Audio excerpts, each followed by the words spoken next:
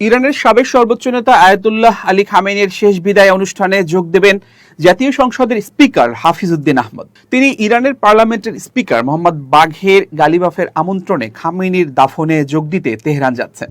পররাষ্ট্র মন্ত্রণালয়ের একটি সূত্র জানিয়েছে, ইরানের প্রয়াত সর্বোচ্চ নেতা আয়াতুল্লাহ খামেনির দাফন অনুষ্ঠানে অংশ নিতে স্পিকার হাফিজউদ্দিন আহমদকে আমন্ত্রণপত্র পাঠিয়েছেন দেশটির স্পিকার মোহাম্মদ বাঘের গালিবাফ। বাংলাদেশের স্পিকার তেহরান যাবেন। তিনি খামেনির শেষ বিদায় অনুষ্ঠানে অংশ নেবেন। খামেনিকে শেষ বিদায় জানাতে কয়েকদিনের আয়োজন করছে ইরান। এই আয়োজন শুরু হবে আগামী 4 জুলাই। ওই দিন হবে তার প্রথম জানাজা। এরপর রাজধানীর উপকণ্ঠের কোম শহরে 7 জুলাই হবে দ্বিতীয় নামাজে জানাজা।